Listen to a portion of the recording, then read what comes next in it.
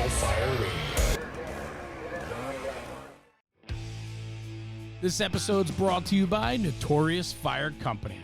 Firefighter owned and operated, Notorious Fire Company manufactures and creates quirky and unique items for the fire service.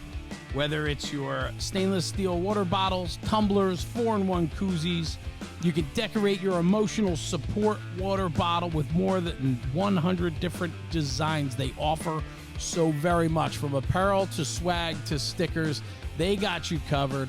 Check them out at notoriousfire.com. That's NOTORIOUS, notoriousfire.com. And check them out on social media, Instagram, Facebook, and TikTok at Notorious Fire. And this month with the podcast, if you use coupon code Fire Radio June 2023, that is Fire Radio June 2023, you'll get free shipping on all orders within the U.S. So check them out, notoriousfire.com. Lenny and the crew, they're making great stuff, and I have to tell you, with the summer upon us, the sticker packs are out of control. You got everything from Star Wars to pinups and everything in between. Slap them on your beer fridges, your coolers, and your tumblers, and celebrate the summer in style with Notorious Fire. A good supporter and longtime friend. We're happy to have him on the podcast with us. Check him out, notoriousfire.com, and coupon code FIRERADIO June 2023 for free shipping all across the U.S.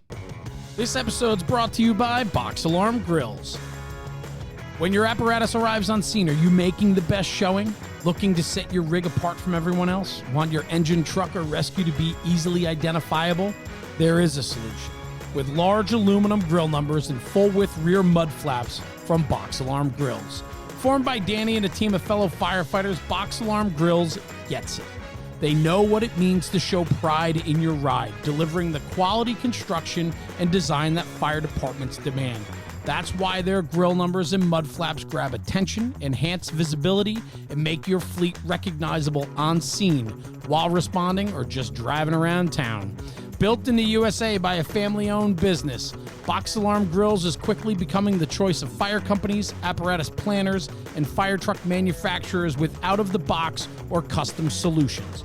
Check out functional, durable grill numbers and mud flaps from Box Alarm Grills today at boxalarmgrills.com and on Facebook and Instagram. And like Danny and his crew like to say, add pride to your ride. Hey everyone, Jeremy, National Fire Radio. Welcome back to the podcast. Today is going to be a fantastic episode. I say that every time I open up this episode because I have the coolest guest today. Brad Ascenzi, 23 years out of the Houston, Texas Fire Department, 26 years overall in the fire service, 4 years with the DOD, wanted to be a cop, went to the military, became a fireman, and then now Houston fireman 23 years later. My man, Tower Company 18, the chauffeur. My man, what is up, and welcome to the show. Thank you, brother. Appreciate it, man. This Glad is to be cool. Here. Yeah, well, so let's talk about this real quick. I get introduced to you at FDIC this past year, so back in April. Waylon Kelly, who Waylon is like this guy that I just absolutely love, always smiling, always loving life. Guy works harder than probably anyone I know. He comes walking, he stops me in the hallway at FDIC. He's got these two monsters standing next to him. Big Brad and Little Brad. You're Little Brad at 6'2". Big Brad 6'5". Yes, he's your boss right on the truck. And yes, we strike up a fantastic conversation. And here we are 2 months later chatting, and now you're on the show because, frankly, I just love meeting new guys and hearing their stories and then learning about you a little bit. It's a hell of a story. There's a lot to tell. But I think what I want to say is this. I really like what you stand for and where you're coming from with your mindset. And we're going to get into that as we talk. But literally before I start any podcast, I spend like 5, 10, 15 minutes with the guest beforehand, before we hit record. And I get to meet them and get to know them a little bit, because a lot of times now I'm interviewing guys that I really don't know. I've met them a few times, or somebody refers them to me. I said, yeah, let's learn their story. So I have to do a little background to understand who the guest is. But, man, I wish I hit record 10 minutes ago, because our pregame was like, it was incredible, brother. Give me a little bit of background, man. Like your early days, I kind of opened up with wanted to be a cop, went to the military, became a fireman. Now you're in Houston. And you love the job, man. Talk to me about how all that came to be. I mean, it's average kid growing up, playing sports and kind of had a career playing football, college football, and kind of flushed that down the toilet and ended up on a little road to go to the military. And spent my whole life, my childhood best friend wanting to be cops. I mean, we were living the Miami Vice dream, trying to be cops our whole life. And I went to the military, and they gave me my job offer, and I was like, "Oh, there's cop. I'll pick that." And then you get 6 choices, and then I saw fireman on there as well. Now being a 5th generation fireman, and my mom and dad's whole side of the family being a fire department, I'm like, I'll pick fireman, whatever. And thank God the military made me a fireman, because if I was a cop, I'd probably be fired the first day. But that's funny. That's funny, especially nowadays. Yeah, and, different world. Yes, sir. And went to the fire service and fell in love with it, and did my time in the military and got out and applied here in the city of Houston and got hired over there and worked for some amazing people and learned a lot. I'm a big person about, shut up and just listen, because to me, in my eyes, firemen learn from messing up. I've always told myself, without failure, there's no success. So the only way I'm going to learn how to do things is to do it. And I always tell young firemen now, listen, you're going to mess up and you're going to, learn from it. That's how we learn. I don't know very many guys that started a boxing career and never lost a fight. That's right. But how important is it to talk about our mistakes and our failures? I mean, that's the thing, right? It's like, I mean, that's if I have a pet peeve is when we're training, it's at the station or one of my side jobs. I can always tell the guy that's unsure because they don't say a whole lot. If there's a fear I have in the fire department now, is every fireman knows that they have a weakness somewhere, but they don't want to bring it to light because they're afraid of being judged by their peers. I'm like, listen, man, I know what my weaknesses are, and I'm gonna spend extra time with that, and I'll make it aware to everybody so they might have a tip or idea to help me through it or whatever.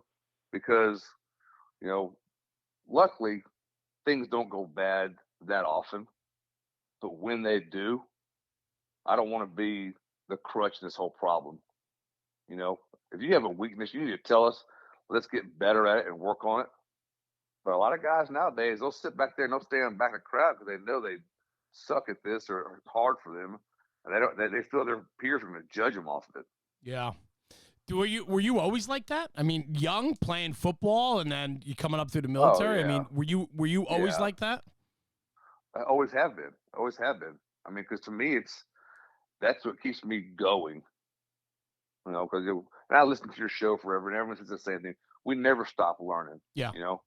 I was told once by a guy that the day you think you know everything, you need to stop working and get yourself killed. Yeah. You can sit back in your chair and say, "Hey, I'm the best at everything. I don't need to train at all. I know it all. I've been there, done that." To me, it's not how a department gets better. That's not how the crew gets better. Yeah. You got to constantly strive to do our job better.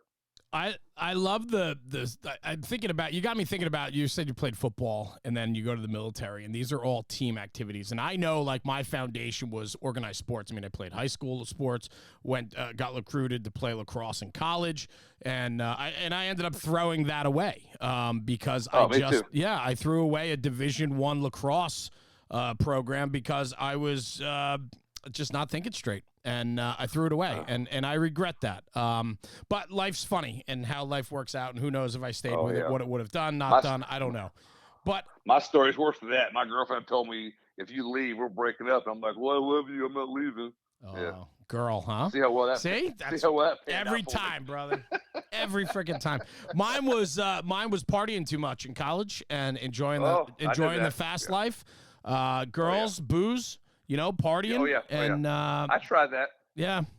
And that was my ticket away from home, was going away to college, and I threw away a lacrosse career. Now, I highly doubt I would have been playing professional lacrosse, making millions of dollars, because those guys just don't make that money. But but it would have been more organized. My life in college would have been much more structured, which is probably what I needed back then. But I threw it away. I don't have regrets. 100%. I don't have regrets, but that's one thing that stands out to me as I look back on life a little bit now at 46 years old and think about what I probably should have done a little bit better or a different direction. And I hope that I can instill that in my kids, that they don't have a regret maybe that I have to throw something away because, you took the easy road. And so that sticks with me. But where I want to go with this is the organized sports and then the military, the spirit of the military. I think people that come out of past years and experiences with organizations like that, whether sports or military, there's this focus on the team, right? There's this focus 100%. on it's not about me, it's about us, right? Like if you're the running back, you're the quarterback, you're the right tackle, whatever position you're in on that football field, if you have a weakness, your guys need to know so they can cover for you, right? And that's 100%. That's what we need in the fire service now more than ever. And the only way we do that is self-awareness and admitting to that, right?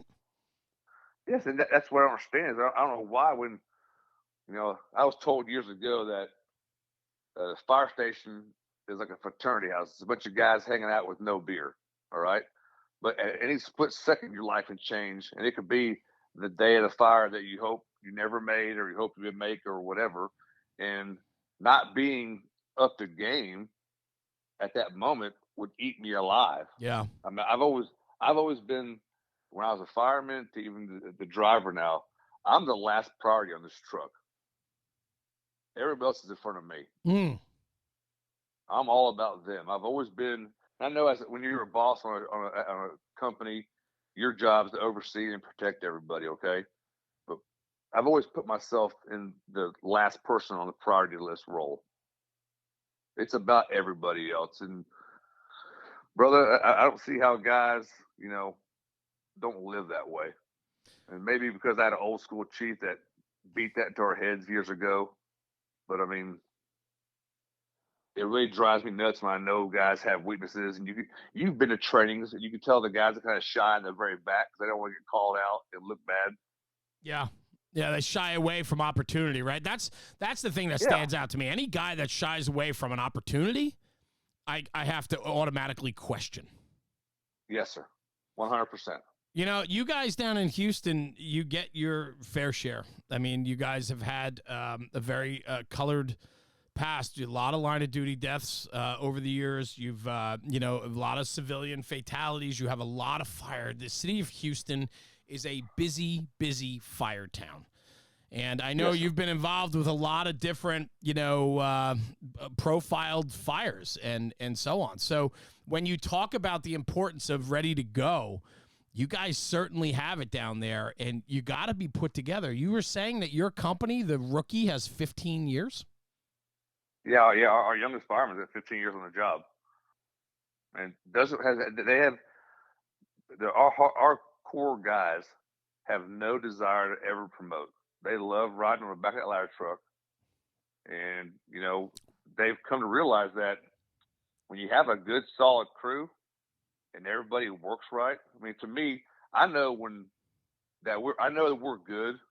I know everyone thinks their company's the best. All right. I understand. You should have pride where you work at. But we're going to a fire and all that's said, and we're first due. And all it's said out of the front is we're going to the roof or going inside. And everybody knows what to do, what to grab, and what everybody else is doing. You've made it. Yeah. There's something about that, man. I love it. Go ahead. I mean, and to me, that's kind of how I am. I mean, I take so much pride in my work that, like, I think maybe once or twice in my career, they got some videos of it that I've not been to bed earlier, got in bed drunk, tired. Yeah. But like, I always go to bed about 8:30, 9 o'clock before to work, and I'm the first one there using the morning time. And I don't go inside. I mean, I don't go inside to have coffee or sit at the table until everything's checked off and good. Because once I get there, I throw my gear on that ladder truck, I'm taking the next run. And I'm not going to go inside and sit down and have coffee until I know everything on that truck is where we want it at. Yeah. The tools are set up the way we want to use them. All my stuff's ready to go. And a lot of guys do that. Where's that come from? I got you. Where's that come from? Honestly, it's complacency. Nothing's going to happen today. We ain't made a fire in 3 months. Yeah. But You for know, you, like this checks. it's just Yeah.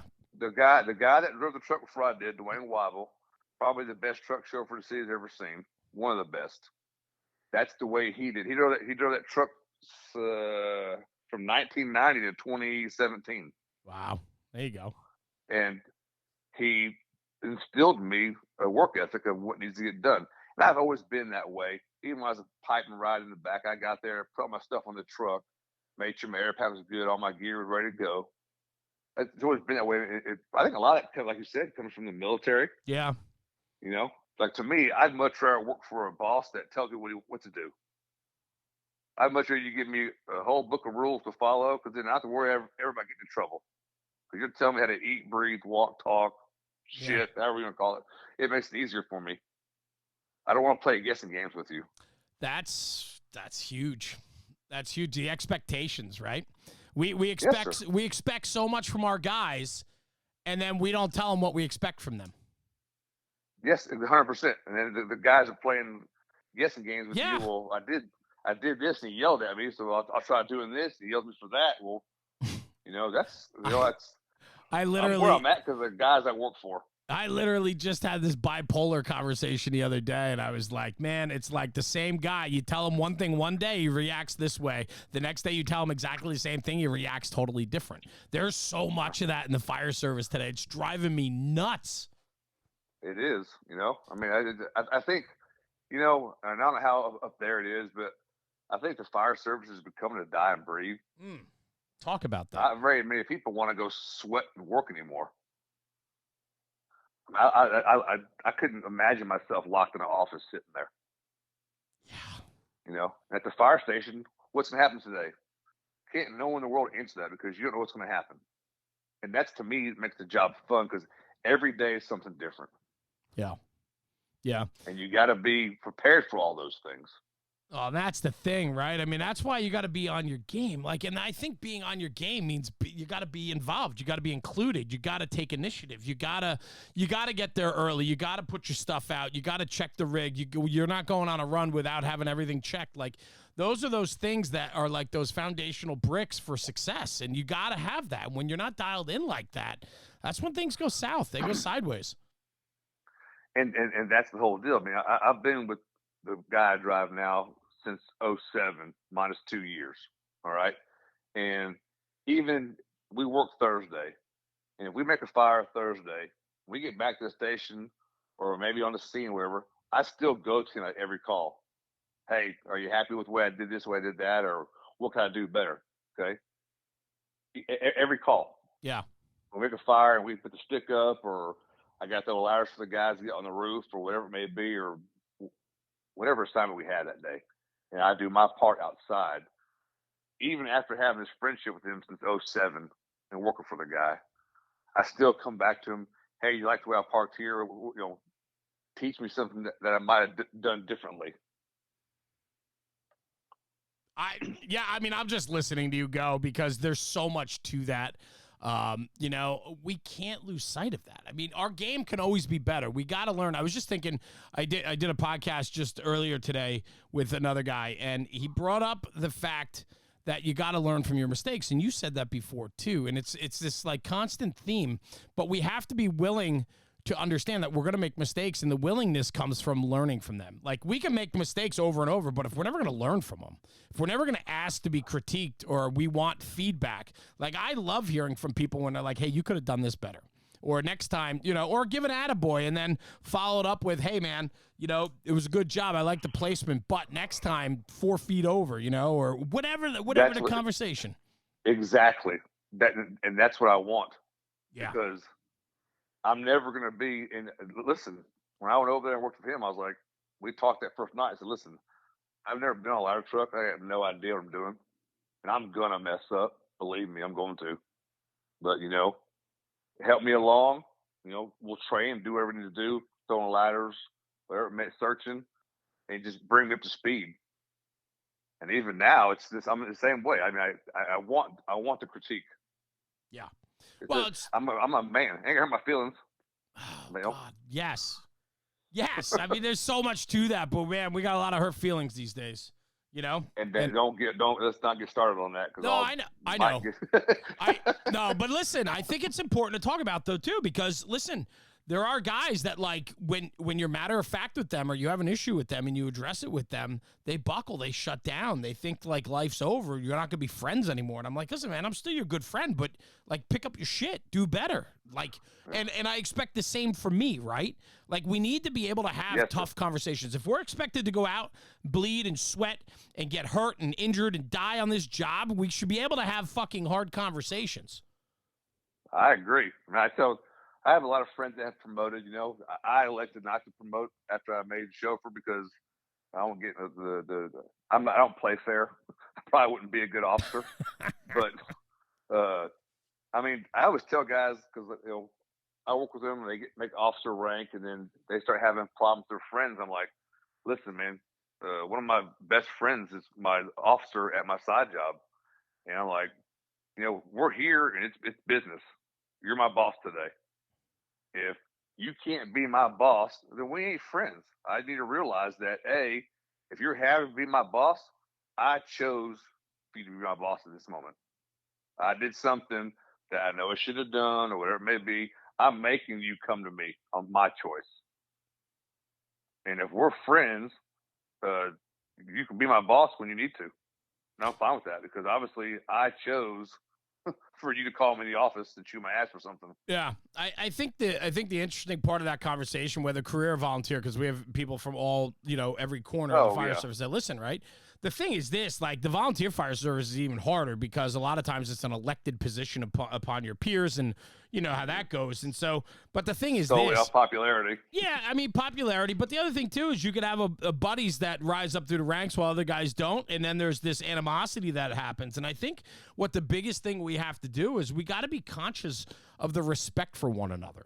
Like, and I think we're losing that. Like, there's nothing wrong with with having a good friend being a power position, a boss position, a company officer, a chief position, right? And you can still maintain that. You can still maintain that friendship like it's always been. However, there has to be a level of respect for one another in each other's position, and that level of respect is truly what friendships are built on anyway. So there shouldn't be these animosity, these issues between, unless there's problems outside of the firehouse. You know what I'm saying?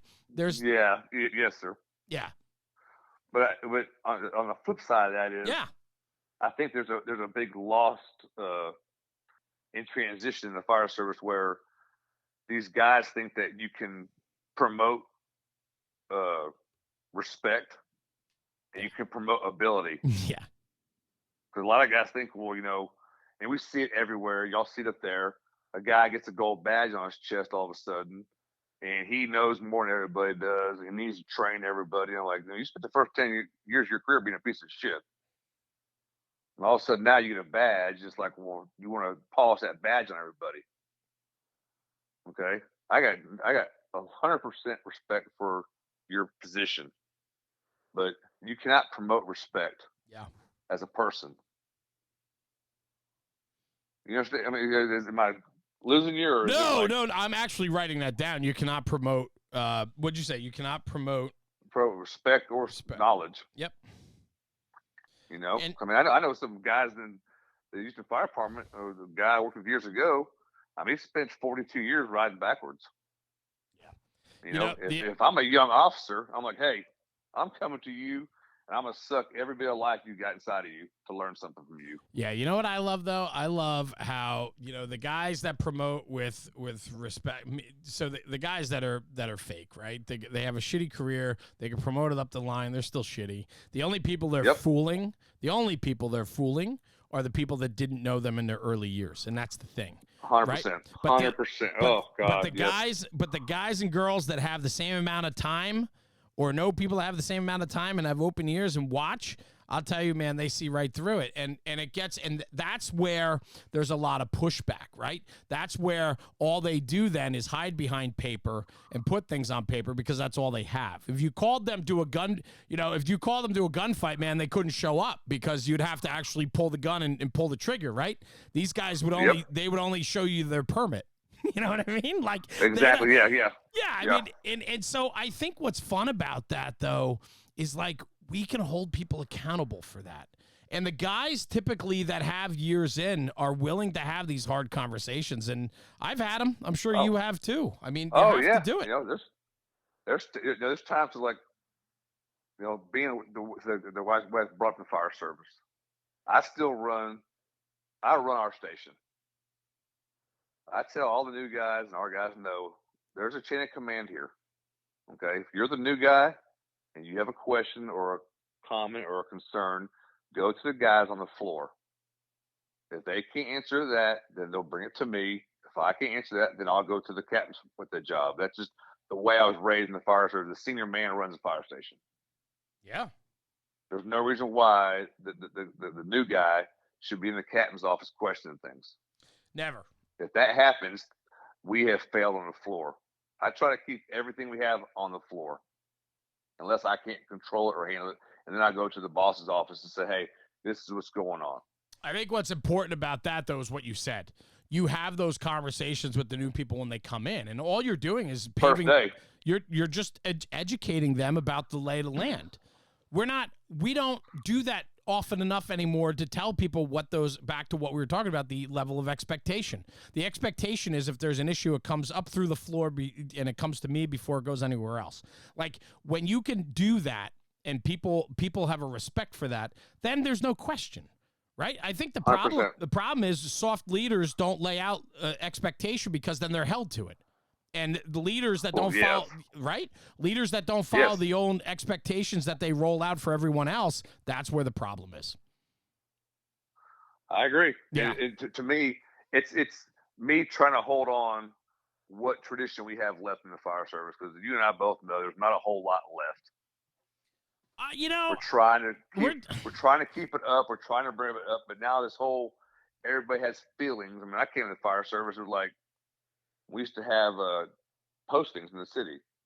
Used to be a posting would come out for transfers, and your job was to call that station. Hey, right. Captain, my name's so-and-so.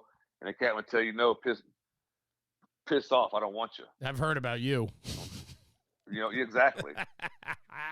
And then today and nowadays, our guys aren't even allowed to call. Yep. It's against the rules now. Yep.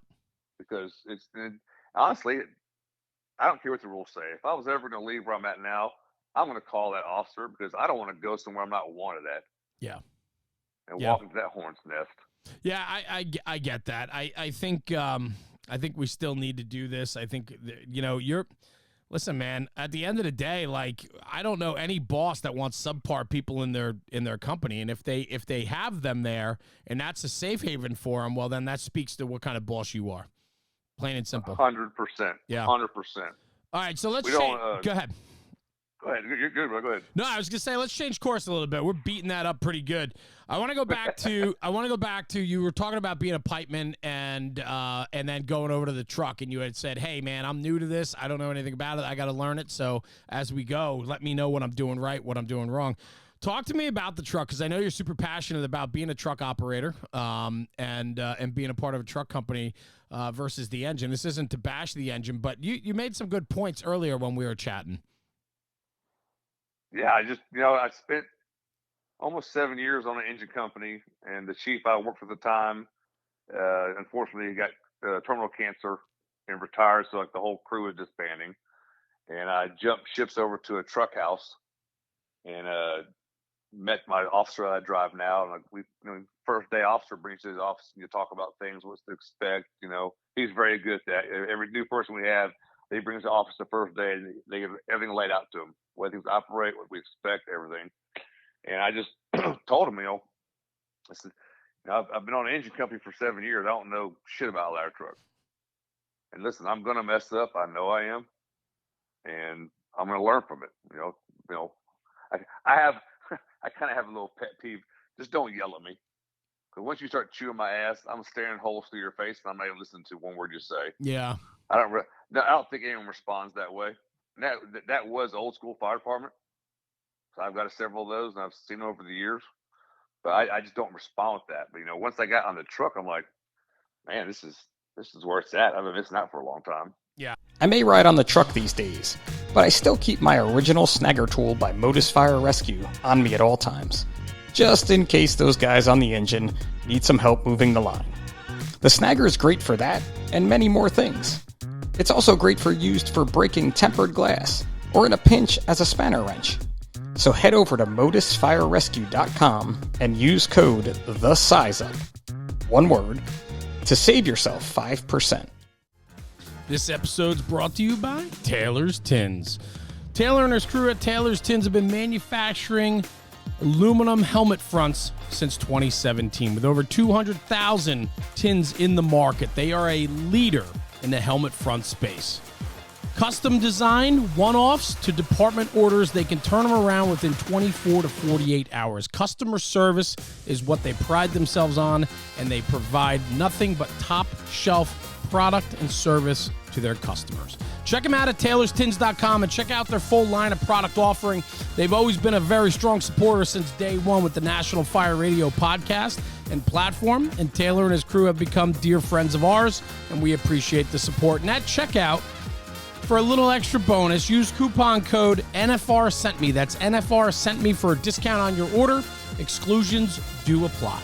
Anyway, check out taylorstins.com for the latest and greatest offerings from Taylor and his crew. And in the words of Taylor, stop burning up leather.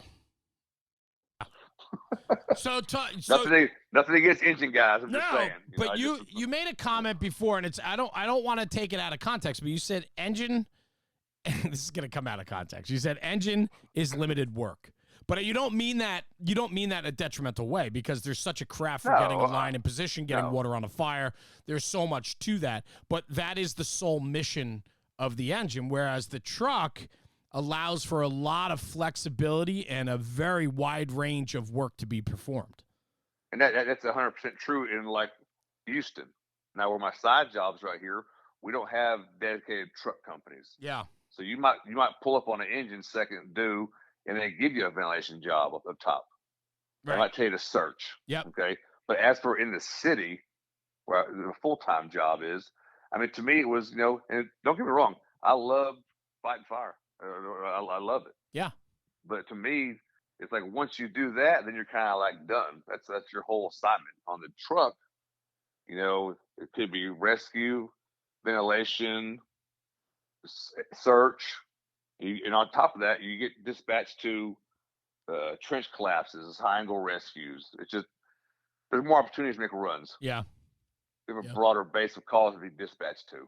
Yeah, you know what else I like about the truck too, and something that just stands out to me is a lot of time it's independent work.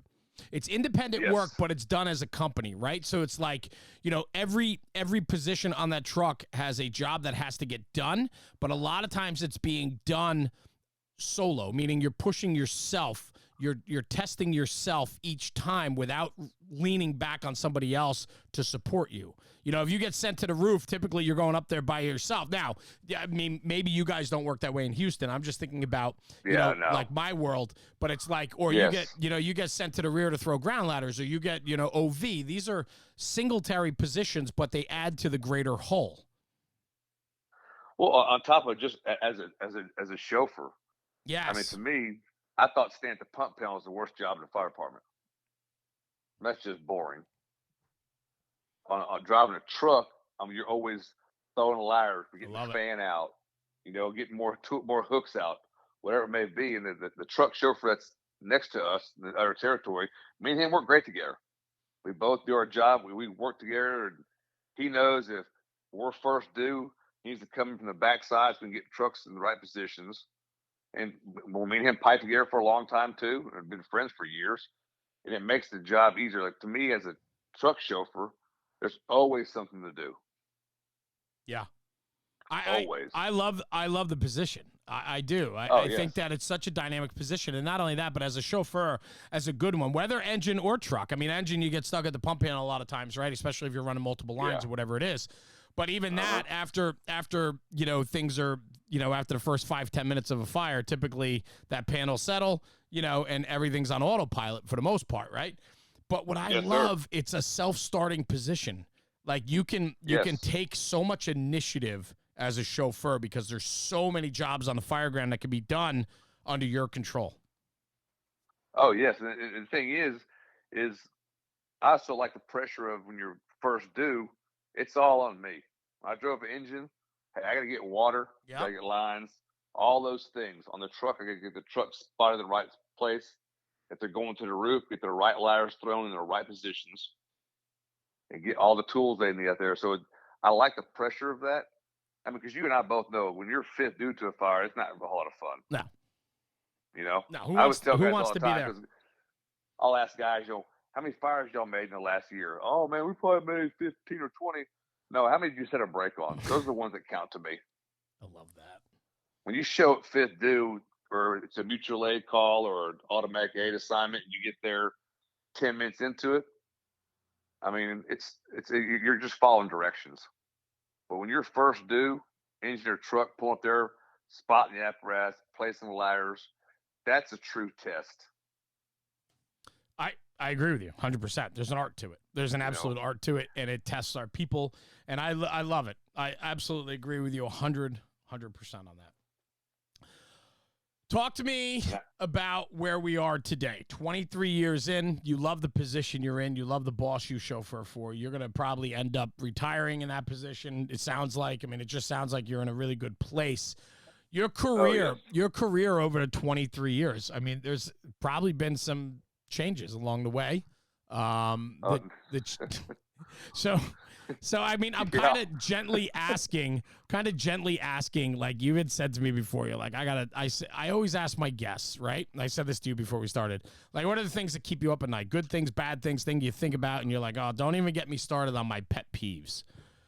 I kind of want to hear a couple of them. I think that we should go down this road a little bit, because I think the way you come across, I think, is fantastic, because you're still very much excited about the job.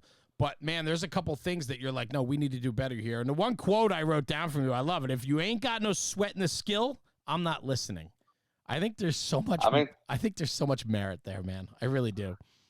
I think it's like we talked about the paper certifications earlier. Yeah. I have a whole stack of certifications, but I'm not good in 2/3 of them. I won't lie to you. All right. When I teach a fire class, I can sell the class through experience, mistakes, and knowledge. Okay. I have a hazardous materials technician certification. I haven't done nothing with hazmat since 1998. When you got the paper. I got the paper, though. Yeah, it right. says I can do it. Okay? I get it. So many of us are like that. Go ahead. Yeah, but I won't go teach a hazmat class, because unless I just beat you to death with a PowerPoint, I got nothing to tell you. Right. And I look at I'm a big judge of character, especially when someone's giving me a class. I can tell within the first 5 minutes this guy is reciting the article at a Firehouse magazine to me, or if he's done it before. Mm. And I think the fire service has transitioned so much to where the promotion of guys based off of sweat is gone. It's solely now who has a resume and can sell more shit to the guy interviewing him. I think what's really interesting is the guys with sweat are typically the guys that are now seen as the rebel rousers, or trying to buck the trend, because the trend has become so paper forward, that now we vilify guys with experience. I think about a couple guys from your job that are close friends of mine that I've gotten to know over the years. We spoke about them earlier before we hit record. Like, these are guys that are constantly pushing for the right of the job, meaning the brothers and sisters pushing for the civilians that we're sworn to protect. And like, when the mission gets skewed and all of a sudden the priority skews from that, it's a frightening proposition, man. I was told years ago, who gets in trouble in the fire department? And I was like, well, hell, I don't know. And he goes, the guys that want to do their jobs are the guys that are getting in trouble. The guys that sit back and hide and don't try to push things and do things, they'll never get in trouble. I love that. Have you? Who's it? Man, I'm not going to name drop people. Yeah, but yeah, I was told one. Yeah. I was told once by a guy, you'll never see a coward get in trouble. You'll never see a coward get in trouble. I love that. Nuh-uh. Because they'll blend in the crowd and just be part of the crowd, And we had a fire years ago that guys got in trouble because they were ignoring dispatch and just going over there to help out. And I'm like, why are they getting in trouble? These guys are the guys that you want there. Yes. I don't. If God forbid, if I'm ever trapped in a building again, I want guys there that want to come get me. I don't want guys like, oh shit, we're third in. They're just in there. I mean, I'm real big about anything can happen at any moment. It's happened to Out you. here, guys. Yes, sir. You've 100%. You've had more than one close call. I know that, and I would love for you to maybe talk about that a little bit, because it puts in perspective this whole conversation of why you're so passionate about the way you talk. It's because you've been in situations on the job that have literally been very, very close calls. Yes, sir. I think a lot of guys, like everyone says, complacency kills. That's so true. Because a lot of guys say, it ain't going to happen to us. It's not going to happen here. We don't make fires here, whatever their story may be. But once you've been, I'll just say this, when you've been in zero visibility, sucking a mask to your face by yourself, I think that takes your level of care, commitment to the job to another level. Because it's like, what do they always say? I can beat the shit out of a punching bag in the gym. Yeah. But until somebody punches me back, yep, I might not like this. Yeah. And in the fire service, like I tell guys all the time, it's a little different for me because I've been in that position.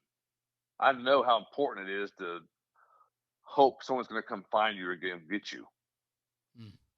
I don't want that to happen to y'all, but if you understand, we have to be prepared for that to happen at any moment, because when it happens, no one's thinking it's going to happen.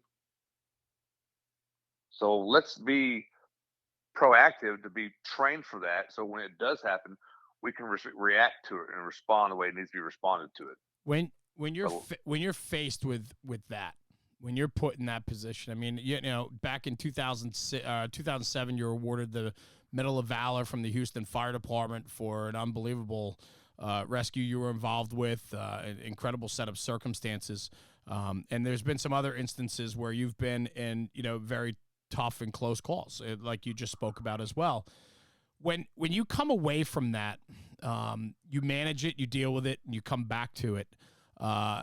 Does that have a big part of why? Like, I think it could go two ways. When you have a super close call like that, it could set you on a path down a road of like, all right, been there, done that. That's too close for me. I'm going to scale myself back a little bit. Or it goes the other way, right? You're like, I've seen it. I've been there. This is what we've talked about. This is what we trained for. I've been there. I'm fortunate enough to walk away from it. And now that fuels you to just do more, be better, and push others to do more. Is that it? Yes, sir, because I know it can happen. Yeah. I know any instant it can happen. I don't think a lot of people plan on that happening because is it they think that it's just not us. It doesn't happen here. We're not a big department, But when it happens to you, it changes my whole perspective of my job, because I know that it can't happen. Because the day those things happen, you're at the station, you're hanging out, you're BSing, you're having coffee, sitting at the table BSing, and then something happens. My old chief used to always tell us, you're 1 second away from changing your life forever. That's never truer words spoken. I mean, the way that we run, right? The boops come out. Yeah. You don't know where you're being sent. You don't know where you're going. No. And those kind of calls or fires or instances, they bring to life what this job really means and what really could happen. Mm. It's like we do Mayday training or RIT training. It's still training. You and I both know I can't train fear or excitement, or heat. I can't light you on fire and say figure it out. Right. But there could be a moment of your career where that happens to you, and you have to deal with it and work through it and get through it. If it doesn't affect you, there's something wrong with you. I think. I mean, everybody has that part of it that it affects. Yeah. I mean, I couldn't agree with you more. Would you mind talking about the mid-rise fire of the North Loop? Yeah. That fire dropped. We were at the station and we were listening to it. I was still downtown, and we're on a high pressure engine. So when it went to a 211 for a working fire, they sent us over there and just driving over, listening to the fire on radio. Didn't think it was that bad of a deal. They were pulling people out of ladders on the 5th floor. A lot of grabs being made, right? Over ladders? Yes, sir. Yeah. Yes, sir. Yeah. And the chief's like, hey, just get them all off the out of the windows. We'll open up ladder pipes and just call it a day. So I didn't think much of it. It just sounded like whatever. And we got there, and there were still 3 people on the phone with dispatch. They were still on the 5th floor. And the company I was on, we went in on the ground level and went up to 5 in the stairwell and got out and left one of the firemen at the door. I mean, the captain went across the building, found where all the fire was all at. So let's go back to the hose line. And didn't think a whole lot of it, man. I mean, I thought this isn't even though it was 0 dark 30 on the ground floor. So we went up 5 floors and 0 visibility to the 5th floor, and come back, and kind of crew got this. We all got split up. Me and the other pipeman and the captain did. Yeah. And it got down to where it's like the captain had a grab on the 5th floor. Me and the firemen were at the stairwell door, and couldn't find him. Had no idea where he was at. And low air alarm went off. That's our second time up to 5 on a 45-minute bottle. And couldn't find him. Radio traffic, just couldn't. And I tell guys all the time, this is a great friend of mine, Yeah. And always never gonna leave you. But when you're something self-survival takes over when you're 5 floors in the air and that mask sucks to your face, it kind of changes things a little bit. I won't tell you it doesn't. No, I'm sure it does. I mean, I've never been put in that position, but I can only imagine. And so we started hauling butt down, me and the other firemen, and somewhere between 2 and 1, I lost him in the stairwell. Went down the last flight of stairs on my back into the wall, couldn't find him. And very disoriented. The way I thought we came in, I went from y'all use A, B, C, D or 1, 2, 3? A, B, C, D. Okay, I went from A, B to C, D corner, just staring through the glass. It's all firemen standing outside everywhere. They just couldn't do nothing. And I'm taking hits now because I'm already out of air. I'm just cracking my seal, taking hits. Yeah. I just, for some reason, said go back the way I came. And I walked back across the atrium style building. I walked back across the foyer and hit the A wall and just started walking left. And then I found the other fireman that was with me, unconscious on the ground. Went down to grabbed him by the short strap, started dragging him. And I just saw this big ass light. It's the last thing I remember. And then I woke up in an ambulance. Oh shit. Apparently, my chauffeur at the time, they forced the A side door, and he said he saw my pants walking through the smoke and yelled it in there, but I never heard that. And he said that a minute later I came outside dragging the other firefighter out of the front door of the building. And then I remember seeing that big ass light, and I remember hearing them say Herman code 3. And I was like, what? And we were in the back of the ambulance with 12 lead on and nasal cannula and all that EMS shit. Yeah. I was like, whoa, is Captain out yet? I was like, no. So then we ain't leaving. Sorry. And got out and, tried to go back in to go get him, but they said, no, we're not sending nobody in, and then luckily he did 26 minutes without air on the 5th floor. Wow. Sucking roach eggs out of carpet. And got all the 3 victims into a combined area and finally had enough snap to identify a ladder truck on the outside of the building. And then we started using the aerial to start just stabbing through windows, breaking glass out. Yeah. Thankfully, he was standing there. And I know he was messed up because the guy's terrified of heights. And he jumped off the tip of the ladder on the 5th floor. So Jesus. I know he wasn't right in the head. Yeah. Jesus Christ. Jeez. I was reading up on this before we started this morning, and I was just reading through it a little bit, and I mean, just, wouldn't leave the victims face to the floor. Conditions were lights out, like you said, and what you dealt with also. I mean, it's overwhelming when you think about 5 stories. I mean, this isn't a 2-story wood frame, right? Like, this is a commercial building, basically. It's a mid-rise, right? So, I mean, yes, sir. And it's a 5-story. I mean, this is not ordinary construction that you could punch out a bedroom window and bail if you had to. This is 5 stories up, completely encased.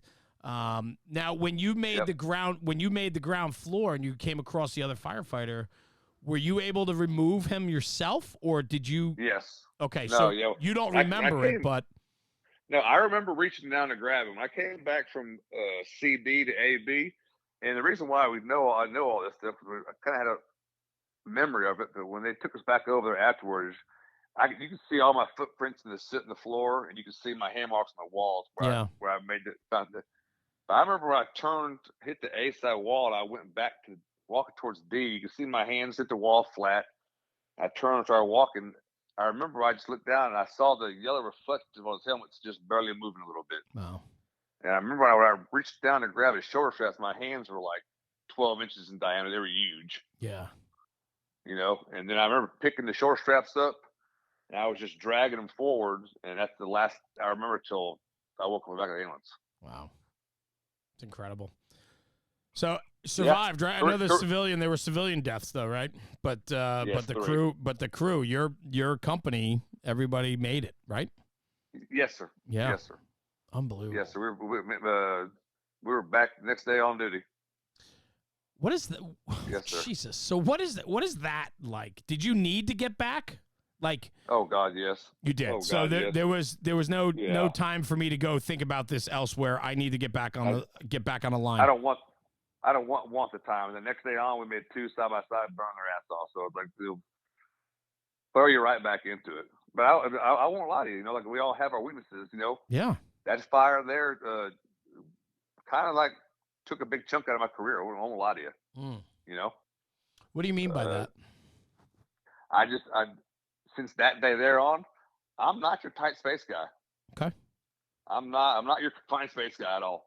I get it. And what that came from being the darkness and the out of air, I don't know. I mean, it's just I think everybody on the company has a job. I'm not your whole guy. I'm not going in there. That's I get it, man. I'll throw ladders for you all day long. I'll do Sure. Hey, sure. Like I said, all my worth is from the shoulders down. Love that. That's it. Yeah. Well, I mean, I appreciate you sharing that with us, because I just think it puts it in perspective, because of all the things you're talking about and taking this kind of like hard line on how we need to be and what we expect from people on the job. It comes with the sweat that you talk about. I mean, you've put the sweat in to be able to talk about what you're talking about, and that's where experience matters. And and it's go ahead. And that's where I think we've made this big curve in the fire service. The old senior guys that know this job, like you said, they kind of are the outcasts now because they're not conformants with the paper resume and all these kind of things. I mean, to me, in my younger years, even now, I sit around and listen to the old guys. Yeah. That's how I listened to the cast the other day. You're talking with the chief from. You were talking about the old guys telling stories over and over again. Yeah. The young guys should listen to them. Yeah. I know at the side job, we talk about some of the same fires all the time. The guys are like, God dang, you're coming to that fire again. I'm like, well, yeah, that was a significant fire. This is what happened. You need to learn from it. Hell yeah. I can't agree. I got so much feedback from that short episode that I did where I was just talking about, different things. And I talked about how important it is to just listen to the stories, whether you've heard them once or 100 times told by the same guys. It's so important because it is a way of learning too, right? A buddy of mine, Mickey Farrell, when he talks about, how many fires have you been to? He's like, I've been to thousands. I've been to thousands and thousands of fires because every fire I look at online, in a picture, in a video, on top of all the ones that I actually go to and experience physically, he goes, that's a fire that we visited. What do you take away from that? Right? Like, and I think a lot, tons.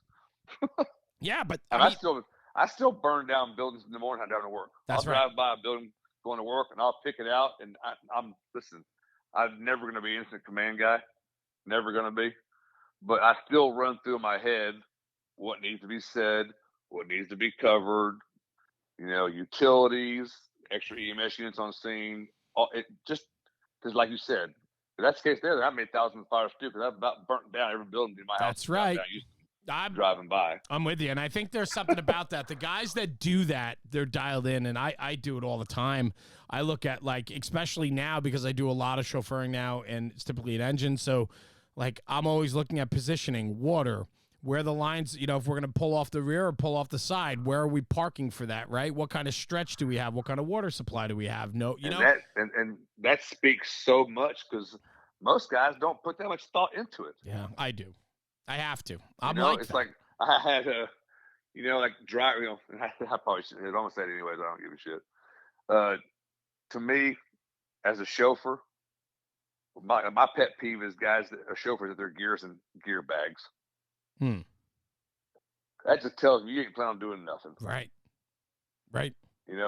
My gear's in the truck the way it's jacket and helmet first, and the pant. It comes off because at most fires, I at least have my hitches on in a helmet. Most of half time I got full gear on besides the air pack. Yeah. And a lot of guys don't plan on even doing that. I'm like, man, I want to get in there. I get more dirty and sweatier now driving than being a damn fireman. Is that part of the chauffeur position though for Houston? Does the truck operator go to the roof, or does he, or is it more? No. Okay. No, we're crew for an assignment. They send a whole crew of 3 up there to go to the roof. But as a truck chauffeur, you're a lot more in the ideation area. Yeah. They're banging windows out of 2 stories or whatever, and so I put all my gear on. I just, plus the only chance I got to get it dirty. Hell, that's right. I still want to work. Absolutely. Exactly. Exactly. Yeah. I still love doing the job, and that makes me feel like part of the team and shows that everyone around me that, hey, that guy's ready to go to work. Look at him. Yeah. What's next? What's next for you? Man, brother, I'm enjoying day to day. I got, a son leaving for college in a few weeks. And Good. I got nice. a 11-year-old that plays baseball. Seems like every damn day we're doing all that. Of course. And working the side jobs and, just living it, man. Enjoying it. Love going to work. Love the guys I work with. We have a great time. It's like I said, it's not about trucks and stations to me. It's about the guys I work with. That's very important and powerful. I know a lot of guys out here that chase money and chase fancy ass fire trucks and work with a bunch of pieces of shit. You can put us in a camper on the side of the road. I don't care. That's fantastic. No, but I mean, it makes sense. It makes sense, right? It's like the foundational, like you could roll up in the most expensive and high end apparatus that's on the market, but it doesn't mean anything if you don't have the guys in it, right? No. That's what we said earlier. It's, to me, the enjoyment of going to work is knowing the guys I work with, that there's never going to be a question. Yeah. They're always going to be standing right behind you or right in front of you. You never have to doubt or even worry if they're coming or going with you. As for our officer, being with the guys we've had, the training that we do, I mean, and I've never been an officer before, but it's got to be awesome to pull up and just yell to the back, hey, we're going to the roof, we're going to the search. And everybody on that truck knows what tools to grab, what they're doing with them, and where we're going to be at. Yeah.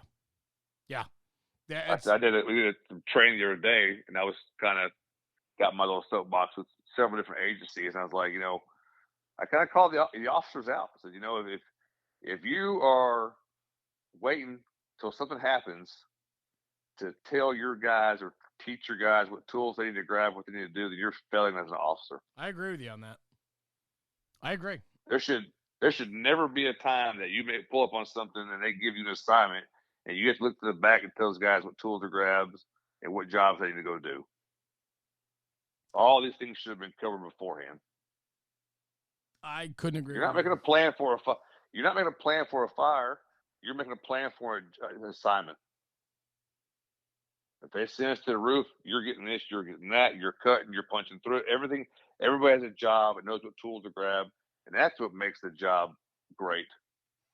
There is that at the end when we come back and we whether you call it a hot wash or the critique at the end, right, where we're all standing around, back step, front bumper, whatever it is, right? There is something so satisfying when a job goes well and everybody was in the right place doing the right thing, and because the foundation from which you all learned from allowed you to do that. There's this overwhelming sense of like completion. You know what I mean? Like it just comes full circle. Oh yeah, no, I love it. That's like I said when I go to my boss afterwards after a fire and say, "Hey, good, bad, hey, everything was perfect." Yeah. To me, that's hey, what you're doing is working, son. Keep on doing it. Yeah, yeah. Stay focused. Yep.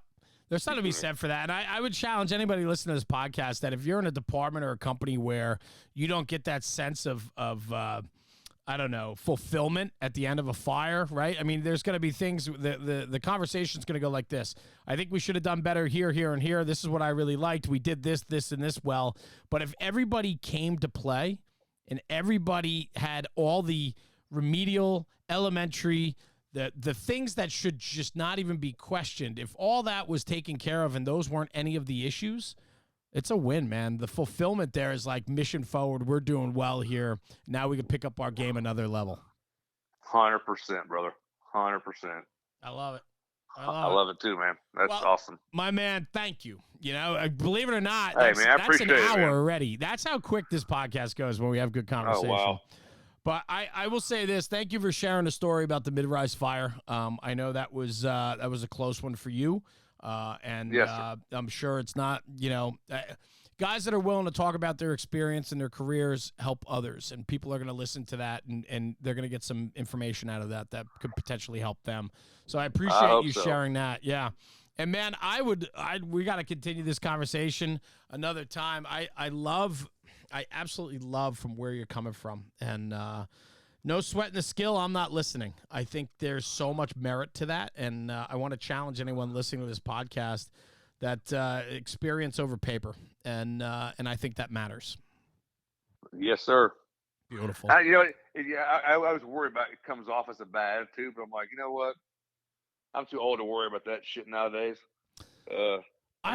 I don't think there's anything wrong with it, man. I don't think it's a bad attitude. I think anyone that construes that as like, oh, I can't believe he's saying that, or I have a problem with that, I think they got to check themselves and see what kind of, career they're having, whether in a volunteer firehouse or in a career firehouse. You got to look at that and question yourself a little bit, because anybody that can fault you for wanting you to learn with your hands and learn through experience over, I certified here. Like you said, man, hey, I'm a hazmat tech since 1998. Don't ask me to fucking take care of a spill. It ain't happening. You know what I'm saying? There's all the green boys in. There's a huge level of truth to that. And anybody that wants to pretend differently, and that might be an extreme, right? Because it's such a difference in forcing, than forcing a door or cutting a roof or stretching a line. But it's the same thing. I can become a firefighter or fire officer 1, 2, 12, 17, however many certificates you can get for being a fire officer. But if you never rode that front seat, or you never managed people under stressful and inherently dangerous situations, what kind of leader are you? That's what I ask. Agreed. Right? I can't. Yeah. I know. Yes, sir. I know. Listen, I'm not lecturing you. I'm just preaching right now. Yeah. I mean, that's what this is about. But I think there's some level of conversation there that people have to truly look at themselves. And it really comes down to accountability and self-awareness for the individual. And so anybody 100%. That takes issue with anything that was said today, I would challenge them to look at their own career and look back and see if what you're doing and your contribution is really matching what the output should be. That's all. So yes, sir. Brad, I appreciate you, brother. Thank you so much for joining me today. Thank you, man. Yeah. Enjoyed it. Yeah, stay right here. I'm just going to sign off the podcast. I'll come right back to you, man. Yes, sir. Cool. Thanks again. Everyone, thank you for tuning in for another episode of the National Fire Radio Podcast. Brad Ascenzi out of Houston, Texas, 23 years in the Houston Fire Department, currently chauffeuring at 18s. What a great conversation. You took offense to it? Good. Go do better, because you need to. So anyway, Brad, thanks for joining me. Everyone, thanks for tuning in. Take this conversation back to the firehouse and talk about it, because when we talk about the job, we're making the job better. We'll see you at the next one. Jeremy, National Fire Radio.